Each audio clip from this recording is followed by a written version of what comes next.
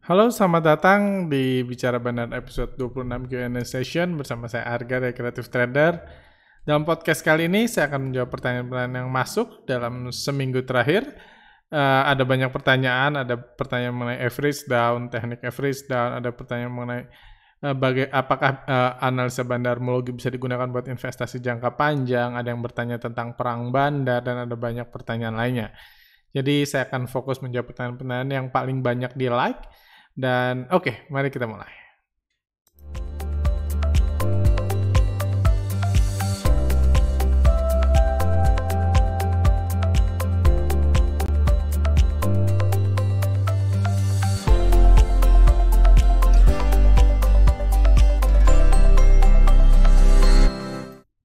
Oke, pertanyaan pertama. Pak Arga, jika satu emiten hanya bisa disutradarai oleh satu bandar, lantas bagaimana istilah perang bandar yang kadang terjadi di market? Mungkinkah ada satu emiten, ada bandar kecil dan bandar besarnya? Lantas siapakah the real bandar itu? Apakah orang dalam perusahaan itu sendiri? Thanks. Oke. Perang bandar sendiri, jadi kita tentunya sering dengar tentang perang bandar. Saya pun sering ditanya banget, ini benar nggak ada perang bandar dan lain-lain. Ada kasus-kasus yang bahkan saya tahu bahwa inside story-nya saya tahu kayak gitu, dan most of the time dari kasus dibilang perang bandar itu sebenarnya nggak ada perang bandar sama sekali, yang ngomongnya aja. Mungkin kita tahu ada kebiasaan sekarang orang-orang yang base-nya analisa fundamental, analisa teknikal, malah bahas tentang bandar. Jadi wajar kalau ada misunderstanding, karena ya memang mereka nggak ngerti sama sekali tentang bandar. Kayak gitu. Jadi seringkali yang sering perang bandar itu adalah ada dua broker besar, transaksi, dua broker yang bukan retail, transaksi besar-besaran di atas, seakan-akan ada perang bandar. Padahal itu sutradaranya satu. Bosnya satu. Kayak ini aja kan. Kayak misalnya film ada dua bintang utamanya berantem di film.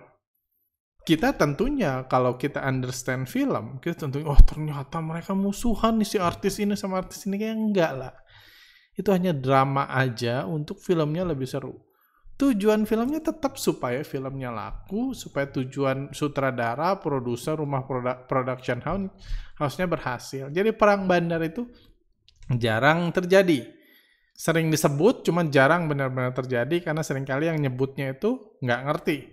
Kalau Anda follow kami, Telegram kami, Instagram kami jarang banget kok sebut ada serang perang bandar.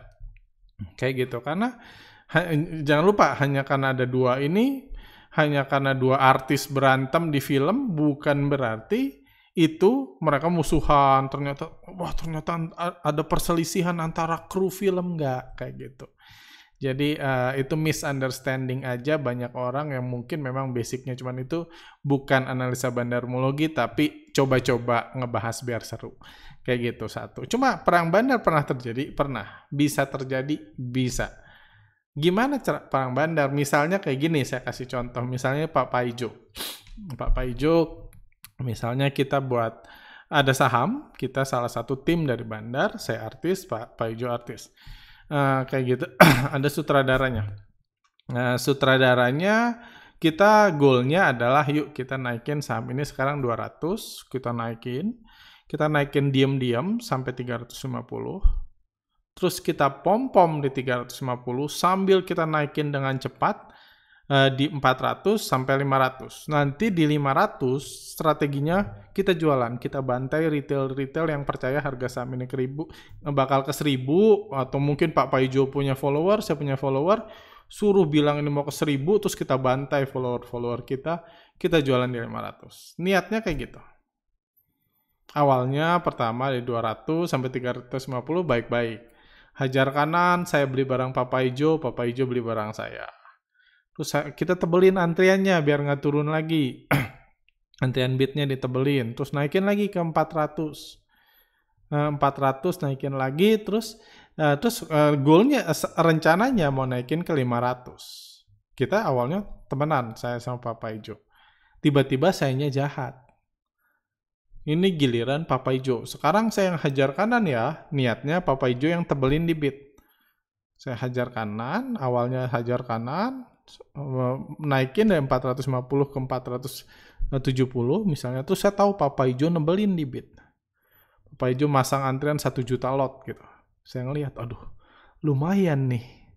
Daripada susah-susah harus nama buruk, harus nama buruk, mengorbankan follower yang nonton di YouTube, daripada ngebantai banyak orang di atas di 500, harus ngejanjiin harganya bakal terbang, mendingan saya bantai Papa Ijo aja yang udah ngantri di bid. Niatnya sih supaya terkesan liquid, supaya retail berani makan kanan dan seakan-akan saham ini populer. Rencananya itu. Cuman Papa Ijo yang ngantri di 450, 460 itu justru yang ngantri 1 juta lot, justru saya langsung profit taking. Niatnya rencananya di 500 niat profit taking. Kayak gitu. Cuman di 470 saya langsung bantai, saya langsung jual sebanyak mungkin, Papa Ijo yang ngampung barang saya. Jadi ada pengkhianatan di antara kru film. Ada pengkhianatan di mana saya keluar duluan. Kayak gitu. Itu yang disebut perang bandar. Perang bandar sangat dihindari oleh bandar. Sangat dihindari, dan kalau terjadi, biasanya terjadi pergerakan yang sangat aneh. Kalau Anda paham mendalam analisa bandarmologi, biasa Anda nyadar, wah ini kayaknya ada perang bandar. Cuma jarang. Nah, jarang gitu. Setahun saya nggak ngeliat ada 10 kasus, misalnya dalam setahun rata-rata saya nggak pernah lihat ada 10 kasus perang bandar. Dan biasanya orang kalau udah punya latar belakang perang bandar, pengkhianat biasanya ditandain di market. Jangan lagi deh ngegoreng sama Pak Arga janjian kayak gitu, dia kurang ajar gitu. Niatnya kita ngebantai retail, malah teman sendiri yang dibantai kayak gitu. Jadi itu perang bandar. Jadi ya perang bandar yang sering Anda dengar, apalagi kalau dibilang sama analis teknik, kalau analis fundamental nggak usah ngerti lah, nggak usah dianggap lah, karena itu bukan major mereka. Mereka majornya kan ngeliatin laporan keuangan atau ngewarna-warnain candlestick kayak gitu ya itu kalau mereka punya warna candlestick yang bagus, itu major mereka kayak gitu. Cuma kalau perang bandar itu nggak ada urusannya sama candlestick kayak gitu. Selamat siang Pak Arga, maaf saya tanya lagi. Apakah Pak Arga ada berinvestasi di suatu saham tertentu untuk jangka waktu yang panjang? Jika ada, apakah pemilihan saham tersebut berdasarkan analisa bandarmologi atau analisa fundamental? Terima kasih, semoga sehat selalu. Gimana ya? Jadi saya pernah pegang saham sampai 1 tahun, 2 tahun. 2 tahun, ya hampir 3 tahun saya pernah, dalam kondisi untung dan untung besar, puji Tuhan, saya pernah. Cuman ketika saya beli, saya nggak pernah punya mindset tunggu 3 tahun baru saya jual, nggak. So far belum pernah. Jadi kalau apakah saya pengen someday, pengen punya dana buat investasi jangka panjang dan lain-lain kayak gitu, pengen rasanya keren kayak gitu, kayak bisa kayak Lo Keng Hong, kayak Warren Buffett gitu, meskipun mungkin mereka aja udah nggak kayak gitu lagi, cuman kan seru gitu loh, beli saham di 300 sekarang udah 12.000 gitu, seru, pengen punya experience itu dan simpen jangka panjang. Cuman so far saya belum pernah. Tapi kalau 2 tahun 3 tahun pernah. Tapi ketika beli saya ngeliat, wah ini simply saham bagus, mungkin fundamentalnya bagus, mungkin secara bandarnya pun ngumpulin, saya beli. Tapi along the way ketika dia mulai naik, itu saya akan terus amati, terus jagain ketika saya ngeliat, wah udah mulai. Jadi saya nggak punya patokan saklek baru setelah 3 tahun baru saya analisa lagi, nggak. Saya amatin, saya jagain, kayak saya punya kebun, saya lihat kebunnya. Ini masih bertumbuh baik kah, masih dipupukin kah, masih diakumulasi bandar kah, dan lain-lain. Ketika itu terjadi, saya masih hold. Saya pengennya sih punya saham dalam jangka waktu lama. Cuman di masa COVID ini saya belum ada tuh saham yang beli di masa kejatuhan masih saya simpan, sekarang nggak ada sama sekali karena saya lihat market sangat berubah kondisi kayak gini. Cuma kalau someday saya berinvestasi jangka panjang, saya tentunya analisa dua-duanya. Nggak mungkin saya analisa kualitas perusahaannya aja, karena buat apa perusahaan bagus-bagus kalau bandarnya nggak ada misalnya. Buat apa? Saya cuma dapat dividen, mendingan deposito, saya masukin deposito daripada saham kalau cuma ngandalin dividen, kalau cuma ngandalkan bagusnya perusahaan. Tentu ya menurut saya nggak pas. Saya akan analisa Karena perusahaan itu kan mobil. Mobilnya boleh bagus, tapi kalau nggak ada supirnya percuma. Jadi tentunya saya analisa dua. Saya analisa pergerakan bandarnya, karakter sutradaranya, kebiasaannya, dan lain-lain. Kalau memang buat jangka panjang ya, saya beli sekarang, saya jual 3 tahun lagi, saya akan cek pergerakan bandarnya di tahun-tahun kebelakang biasanya gimana. Tentunya saya pengen juga perhatikan mobilnya bagus atau enggak. Perusahaannya bagus atau enggak. Bukan untuk dividen. Karena saya enggak, kembali lagi, saya prefer masukin deposito daripada dividen. Beberapa waktu lalu saya ditawarin ada deposito di ini bunganya hampir 10%. Daripada dividen mendingan di situ. Kayak gitu. Jadi tentunya saya akan analisa sekali dua. Karena menurut saya, cuman di sisi lain, kalau mungkin bandarnya powerful, tapi perusahaannya kosong, ini juga bahaya kan. Saya lihat, wah ini bandarnya powerful nih, punya duit banyak, bakal digoreng. Mungkin.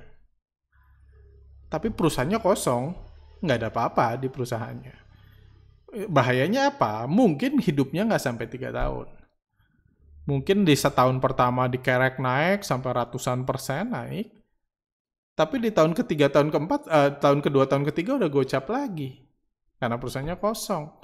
Cuma digoreng untuk diserahkan ke investor retail. Jadi saya akan analisa dua-duanya tentunya. Pak Yulian Lian, Bang Arga, berdasarkan pengalaman Bang Arga, ikut FF rata-rata keuntungannya berapa persen dan kerugiannya berapa persen? Gimana ya? Ya tentunya saya sebutkan rata-rata. Pertama saya belum sempat lihat datanya, dan saya sebutkan rata-ratanya nggak merepresentasikan banyak. Kenapa? Karena apa ya? Ya rata-rata itu kan keseluruhan. Mungkin kalau kita pengen simpel memutuskan rata-rata berapa, saya hitung dari situ. Cuma rata-rata itu kalau kita ngikutin asing, ada momen-momen kayak sekarang di mana jujur sebulan terakhir ini saya cuma untung 2 kali pakai foreign flow. Di Astra dan di Astra dan di mana? Oh, di Telkom. Cuma 2 itu. Astra, Telkom, kalau persen ratio itu 100%. Dua-dua saya untung. Nggak pernah rugi. Rata-rata persentase 100%. Cuman berapa persen dari modal saya yang di situ, ya paling 20% total. Kalau di total itu di 2 periode yang beda soalnya. Paling 20%. Sisanya saya nggak bisa pakai. Kenapa? Karena simply nggak ada saham yang menarik. Berapa profitnya? Nggak sampai 5% dari portfolio saya. Nggak sampai gitu. Saat itu cuma ada momen-momen di mana saya panen, asingnya akumulasi banyak saham, beli semua banyak saham. Oh, yang saya maksud profit itu udah jual ya. Jadi kalau floating profit saya nggak profit. Ya, saya profit itu cash. Saya udah jual 2 saham itu sebulan terakhir itu. Sisanya beberapa masih floating profit. Cuman penambahan profit saya nggak sampai 5%, saya yakin nggak sampai 5% dari total portfolio di bulan ini, bahkan cuma beli 2 saham. Ada momen-momen di mana saya beli banyak. Jadi kalau saya kasih average pun, average saya pakai foreign flow, itu misalnya, biar nggak ini bukan per portfolio ya, per trading, average saya 6,57% kayak gitu, misalnya sebulan. Apakah itu akan membantu Bapak Yulian Lian untuk ini memutuskan? Menurut saya better enggak gitu loh. Better enggak karena iya itu kan bisa aja pas Bapak misalnya Pak ini pengen ikut FF, pengen ikut workshop FF dengan persentase 6,57% gitu. Bisa-bisa pas Pak Yulian ikut workshop tiba-tiba asing masih jualan terus. Jadi nggak bisa profit segitu, malah ngerasa ketipu. Karena kan kita ngikutin asing, bukan kita yang mutusin. Bukan kita yang mutusin untuk kita ngikutin asing kayak gitu. Kapan masuknya bukan kita yang mutusin. Cuman tentunya itu akan membantu Pak Yulian supaya nggak nyangkut. Jadi nggak lagi tuh kerjaannya narikin support di Telkom berharap mantul ketika asing jualan. Itu yang nggak dihitung orang kan. Itu yang nggak dihitung orang. Salah satu yang sering dianggap ini sering dapat, kami kan suka minta testimoni atau share, saya setelah ikut workshop, misalnya aku jadi jualan, saya setelah ikut workshop, jadi nggak beli saham aneh-aneh lagi, nggak rugi besar lagi. Itu nggak dihitung selama ini. Biasanya ikut Stockpick, saya untung 15%, saya untung 12%, jadi untung besar. Tapi dia nggak ngomong, saya ini udah saham, saya punya 7 saham, masing-masing udah rugi 45%, itu nggak dihitung. Jadi portfolionya nggak tumbuh anyway. Kayak gitu. Jadi itu yang menurut saya penting, dan di average menurut saya nggak menjawab apa-apa. Kayak gitu. Oke. Pak Akmal Maulana, ini like-nya banyak banget, 51. Pak Arga, just request untuk bahas potensi window dressing tahun ini. Sepertinya bakal menarik berhubung mau akhir tahun dan di masa-masa penuh anomali, terlebih bursa saham. Thanks. Oke, saya pasti akan bahas window dressing, tapi biasanya di menjelang pertengahan bulan November, karena saya percaya window dressing yang utama itu biasa hanya 2 minggu terakhir di bulan Desember, atau mungkin after Natal itu yang paling besar. Jadi Oktober, November awal itu saya nggak peduli sama window dressing, cuman pasti saya bahas. Pertanyaan lanjutan dari Pak Yordan Nehemia. Selamat malam Pak Arga, saya newbie di saham. Saya mau bertanya, setiap saya lihat podcast Pak Arga kan Bandar sepertinya cepat dan bebas memainkan harga saham. Jadi apakah investasi jangka panjang di saham itu hanya faktor luck? Thanks. Gimana ya? Menurut saya kalau faktor luck itu akan selalu ada dalam setiap instrumen, atau setiap kali Anda dapat uang atau mencari keuntungan, mencari rezeki. Menurut saya faktor luck, karena ini makanya mayoritas orang termasuk saya percaya rezeki ada yang ngatur, kayak gitu. Rezeki ada yang ngatur, Tuhan yang ngatur, kayak gitu. Saya percaya ke situ. Jadi faktor luck, Anda beli rumah pun gitu kan. Bisa aja Anda beli rumah gubuk, harga murah, tiba-tiba di depannya dibangun jalan besar, jadi rumah Anda harganya naik. Apakah itu Anda prediksi ketika beli rumah? Kemungkinan enggak, cuma ada faktor luck-nya. Ada faktor luck-nya kayak gitu. Ada orang beli saham gitu, niatnya sih cuman ngumpulin recehan, beli saham gocap, tiba-tiba misalnya saham itu digoreng bandar.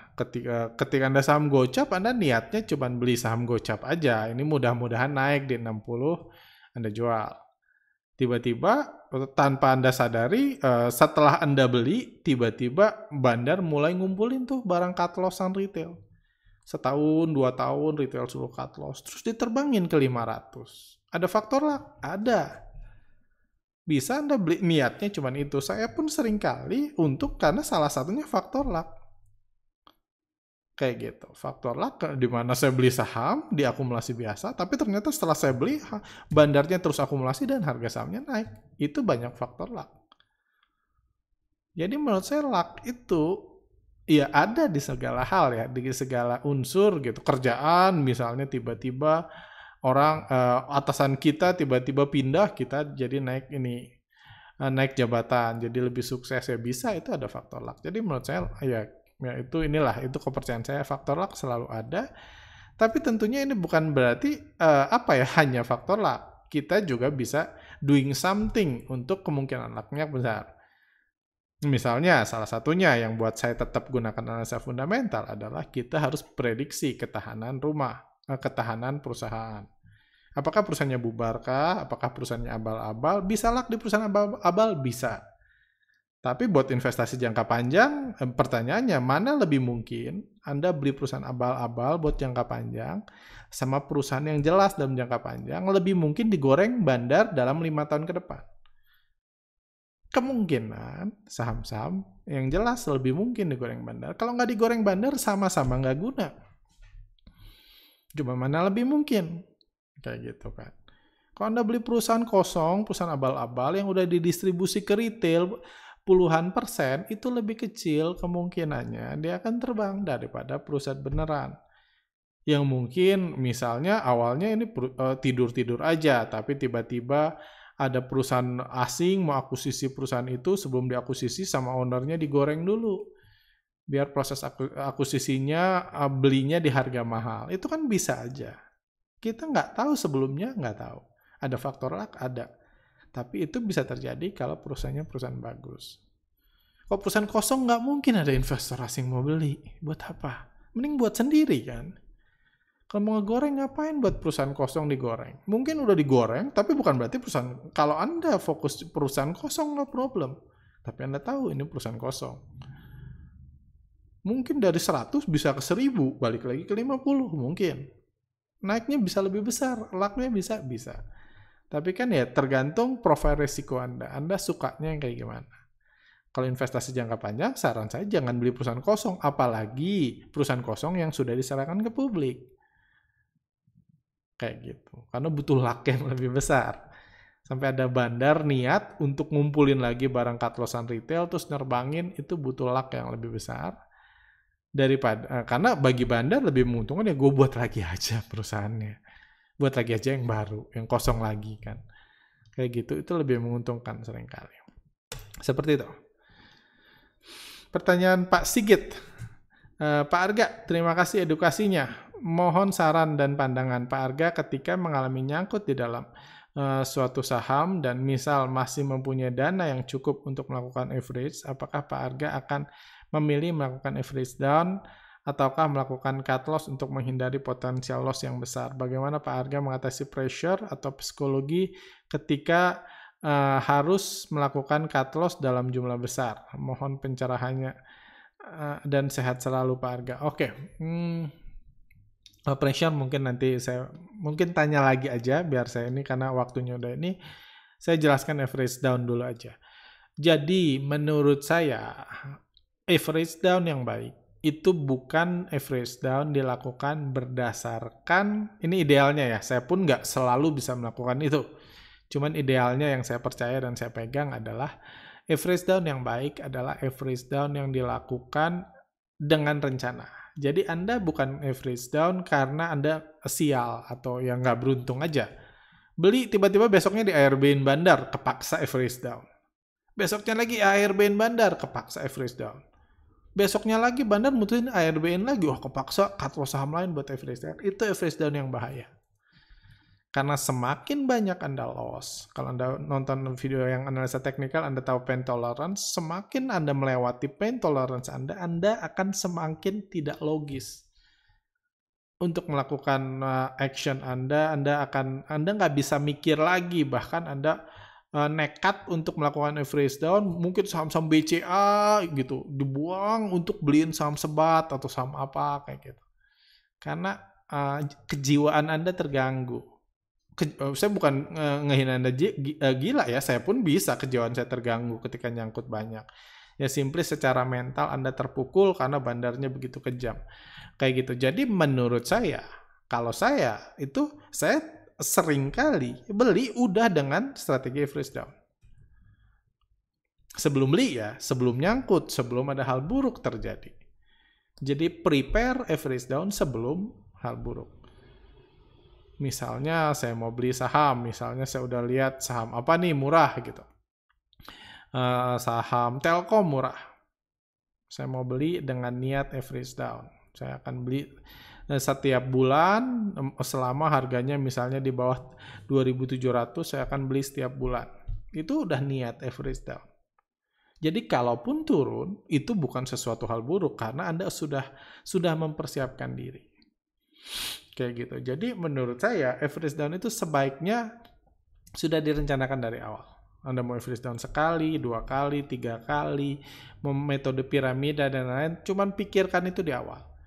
Jangan ketika ada langkah buruk, ada kejadian buruk, tiba-tiba bandarnya kejam, baru Anda mutusin average down, karena seringkali itu strategi yang bisa Anda sesali ke depan. Seringkali saya ketemu orang tradingnya BCA, BRI, Telkom, cuma mayoritas portfolionya nyangkut di saham gak jelas. Karena tadinya iseng, beli dulu deh 1-2 juta. Terus dibanting, jadi uangnya masuk semua ke situ. Seringkali saya menemukan itu karena nggak ada rencana. Jadi menurut saya rencana average down sebaiknya diputuskan sebelum Anda nyangkut. Kalau udah nyangkut, nggak niat di freeze, udah nyangkut, udah nggak punya modal, dan nggak mau dikatos, ya biarin aja. Berharap aja bandarnya naikin lagi. Kayak gitu. Itu saran saya. Bro Arga, apa komentar Bro Arga? Apa komentarnya tentang Bro Arga dibilang jualan ludah dan nggak pernah nunjukin screen cap portfolio? Apakah alasan Bro Arga nggak mau nunjukin portfolio Bro Arga supaya orang percaya dengan Bro Arga? Mohon dijawab karena banyak orang mempertanyakan pertanyaan yang sama. Regards. Ya, saya udah jelaskan sih, saya sih nggak masalah kalau Anda nggak percaya. Karena ya nggak apa-apa gitu. Nggak apa-apa. Anda percaya atau enggak pun nggak merubah hidup saya kayak gitu. Jadi saya nggak masalah. Itu satu. Kalau harus nunjukin portfolio buat Anda percaya, saya prefer enggak. Ya udah nggak usah percaya. Kalau Anda memang ini, itu pertama. Kedua, kenapa saya udah berulang kali bahas ini sebenarnya, cuman ya udah terlanjur kebaca. Pertama, saya nggak suka nunjukin portfolio karena menurut saya portfolio itu apa ya? Nunjukin ya, saya bilang saya nggak suka karena saya kalau punya posisi kan sederhananya di mana-mana yang saya tahu, saya kenal pengusaha banyak, pengusaha sukses banyak, orang yang punya hotel, punya segala macam, itu nggak pernah nunjukin rekening banknya. Wah, ini gua kaya nih gitu. Bahkan banyak yang low profile, yang orang kaya beneran. Bahkan yang banyak yang pengen menyembunyikan asetnya. Cuma di bursa saham orang pamer-pamer portfolio. Portfolio tujuannya satu, buat jualan rekomendasi berbayar. Saya nggak jualan rekomendasi berbayar, saya dapat alasan lagi. Kayak gitu. Ngapain saya tunjukin? Tapi saya tetap jualan seminar. Bisa dong nunjukin portfolio buat jualan seminar. Cuma menurut saya, kenapa saya nggak nunjukin juga? Ada alasan lain. Karena saya nunjukin, banyak orang beranggapan bermimpi atau dibuat bermimpi, dimanipulasi, kalau saya nunjukin portfolio untung besar, kalau Anda ikut workshop bandarmologi, Anda akan untung sama besarnya. Anda dibuat mimpi kayak gitu, jadi itu alasan Anda ikut workshop. Saya nggak mau alasan Anda itu. Saya lebih prefer Anda nggak percaya atau setiap hari mikir, muter-muter, mikir, nyoba. Akhirnya Anda ngerasa, wah gue pengen belajar bandarmologi karena menurut gue ini cukup menarik atau menurut gue ini cocok, cuman gue butuh hasil riset CTS, jadi belajar. Oke. Menurut saya itu lebih baik. Itu lebih baik daripada Anda hanya terpicu sama screen cap.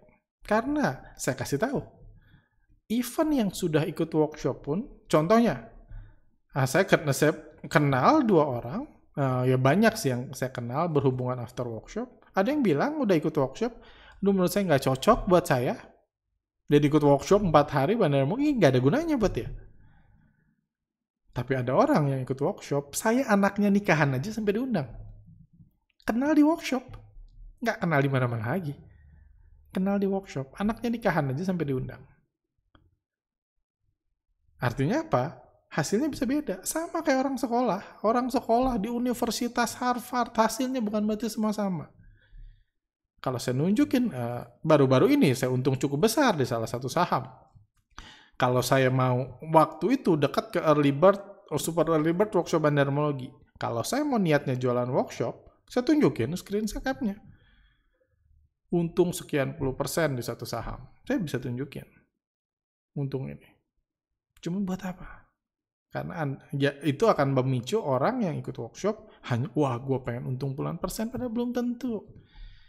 Orang yang jualan stock pick, screen capnya selalu bagus, cuman yang ikutan kan belum tentu selalu bagus, bahkan banyakan yang kecewa.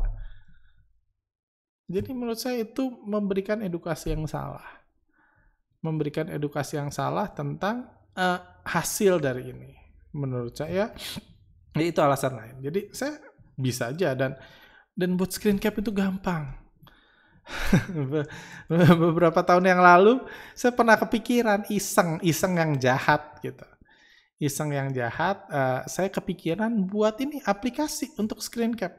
Aplikasi apa? Misalnya di satu sekuritas kan ada ininya kan, ada lembaran portfolionya. Ada screen portfolionya.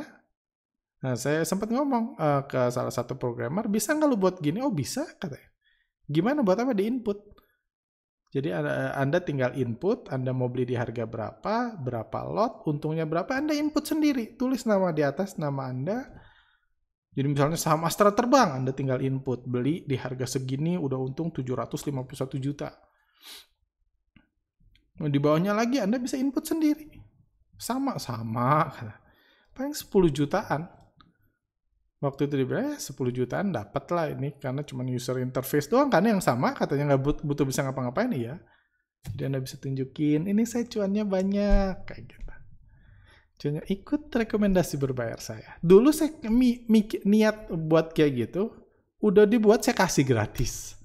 Free to download, silahkan download. Jadi semua orang sekarang punya screen cap bagus. Tapi kan screen cap nggak ngasih cuan. Buat apa? Cuma saya pikir udah jahat banget gitu, Kak. Karena banyak orang yang bisnisnya bisnis screen cap kan. Cuma ya itu alasan saya. Kalau Bro Arga komentarnya tentang jualan ludah dan nggak pernah nunjukin screen cap portfolio, ya nggak apa-apa sih. Saya kan kalau saya di sini pengusaha, kalau bisa jualan lidah ya thanks God gitu kan.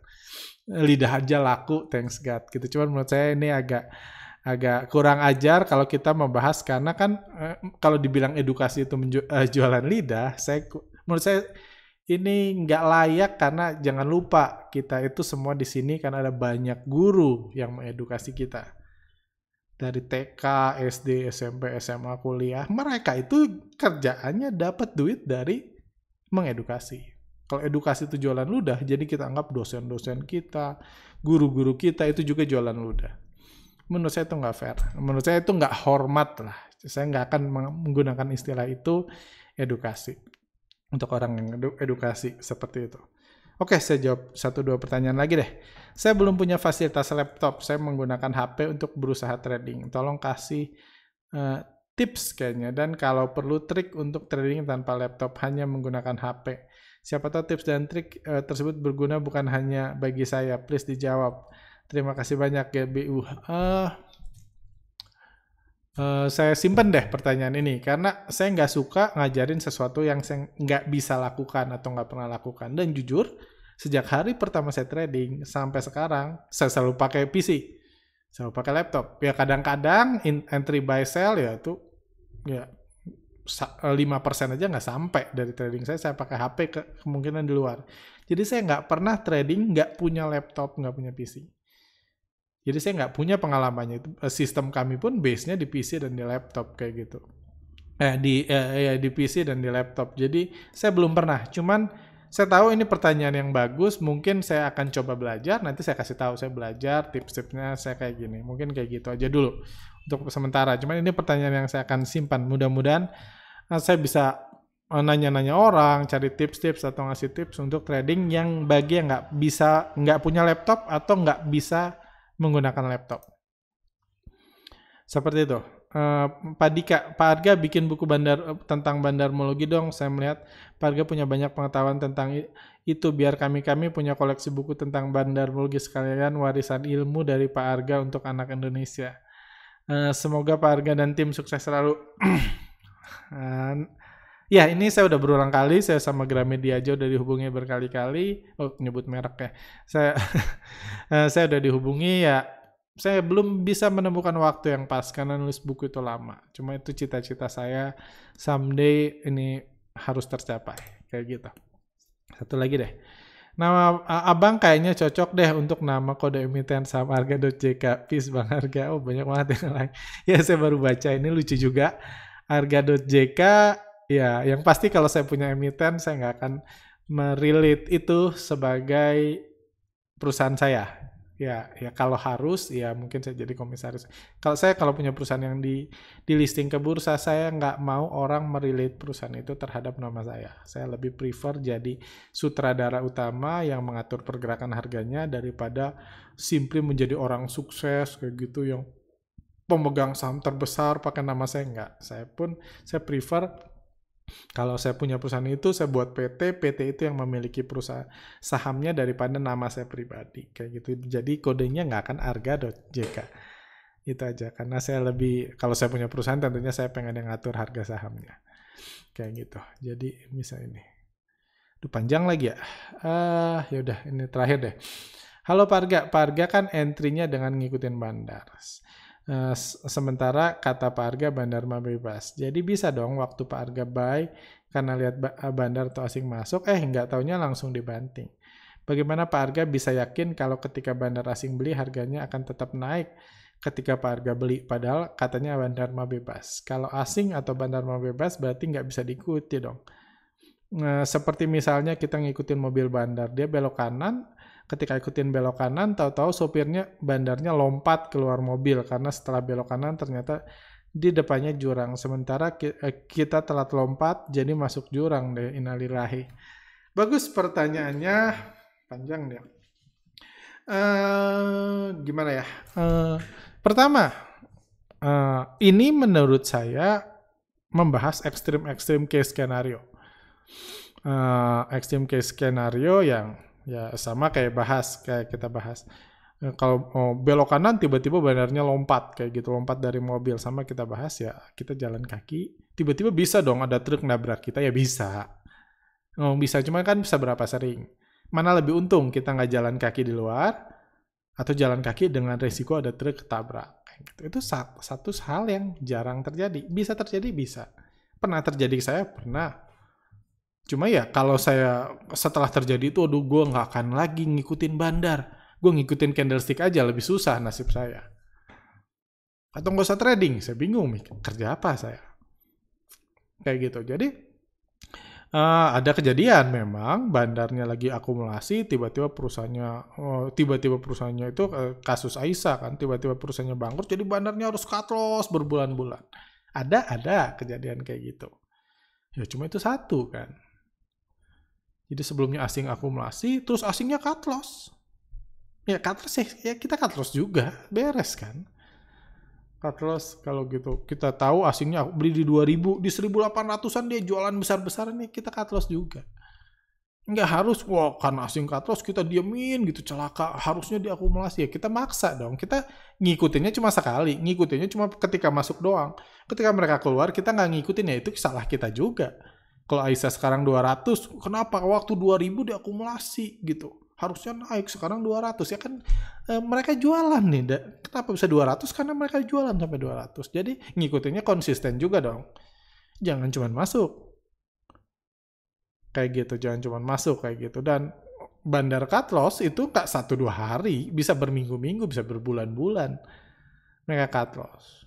Kalau terlambat keluar, karena selisihnya bukan setengah hari, saya lagi ke WC, bandarnya loncat, udah itu bubar sekarang, kan nggak gitu. Bisa berbulan-bulan cut loss-nya, jadi ada banyak kesempatan Anda untuk keluar. Itu satu. Bisa ketika bandar akumulasi besoknya dibanting, bisa, tapi belum tentu besoknya jualan. Bisa beli di 1.500, banting ke 1.400, di 1.400 dia beli lagi di bawah, ya saya stay aja. Bandarnya masih akumulasi.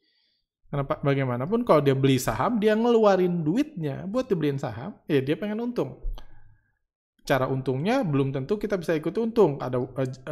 Kadang-kadang dia masuk cuma buat promosi doang, udah itu dia jualan, bisa. Cuma kalau itu terjadi pun biasa ruginya nggak banyak. Kayak gitu. Kayak saya sempat cerita di Telkom, saya sempat nyangkut 2-3 hari sebelum akhirnya dinaikin lagi. Ketika saya nyangkut, loss-nya pun belum banyak. Jadi ya saya hold aja dulu. Kayak gitu. Dan dia masuk 200 miliar, kalau dia masuk 200 miliar di harga 1.500, kecil kemungkinan, jarang kemungkinannya, kalau dia mau jual, 200 miliar di harga 1.500 misalnya, jarang dia mau jual 200 miliar itu di bawah 1.500. Kemungkinannya dia naikin dulu ke 1.700, di 1.700 baru jual, itu yang saya ikutin. Kayak gitu. Jadi bisa diikutin, bisa. Butuh jam terbang, butuh dipelajari, butuh. Makanya saya buat podcast ini, biar Anda bisa mulai belajar. Anda mulai coba. Nggak otomatis jadi kaya, enggak otomatis jadi kaya. Butuh teknik, butuh pengalaman, cuma bisa. Bebas. Hanya karena saya beli, bukan berarti bandarnya nggak boleh jualan besok kan. Bandar tetap bebas. Tapi bandar pun goalnya cari untung. Ngapain dia beli duit banyak-banyak gitu. Udah itu dia pengen rugi. Kan gila. Kayak gitu. Saya pengen rugi deh. Saya mau belinya di 2.000. Saya mau jualnya di 1.100 aja deh. Terus ngapain dia? Kayak gitu. Bandar kan bukan orang gila, bandar orang pintar. Jadi ketika kita dan pergerakan bandar itu panjang. Nggak ada tuh bandar yang setengah hari. Bisa setengah hari dia nari-nari bisa, tapi goalnya panjang. Seperti itu. Oke, jadi itu aja. Jadi menurut saya bisa. Kalau menurut Anda nggak bisa ya nggak apa-apa. Kayak gitu. Dan sampai ini menarik, bandar lompat dari mobil itu salah satu materi di workshop bandarmologi yang saya jelaskan, kejadian-kejadian khusus yang ya ada. Cuman ya yang pasti itu nggak akan terjadi singkat. Jangan hanya karena bandar beli di 2.000, Anda ngotot sekarang udah 500. Anda nggak, padahal dari 2.000 ke 500 itu kan bisa turun karena bandarnya jualan besar. Jadi Anda jangan ngikutin cuma satu dong. Kayak gitu. Dan so far menurut saya itu cara paling mudah dan paling menguntungkan buat saya. Kayak gitu. Kalau buat Anda enggak, ya nggak apa-apa juga. Oke, sampai ini aja menurut podcast kali ini. Kalau Anda rekan-rekan yang punya pertanyaan, silahkan tulis di kolom pertanyaan di bawah. Jangan lupa juga, menurut saya banyak respon positif. Kalau ada pertanyaan bagus, silahkan Anda like, silahkan Anda komen. Jadi prioritas kami untuk jawab di podcast Q&A selanjutnya. Oke, thank you buat teman-teman. Harapan saya, apa yang saya share bisa membuat Anda belajar something hari ini. Ya, selamat liburan. Ini masih ada 2 hari liburan ke depan. Selamat liburan, selamat istirahat. Jangan mikirin market mulu. Kalau podcast, harusnya saya jawab di awal. Kalau Anda lagi liburan, lagi sama keluarga, yang nggak usah nonton podcast ini aja. Kayak gitu, biar Anda fokus liburan, karena banyak waktu. Market akan selalu buka. Kedepannya masih banyak waktu cari untung. Sekarang waktunya liburan, yang lebih sedikit waktu buat liburan. Oke, thank you buat teman-teman. See you next time.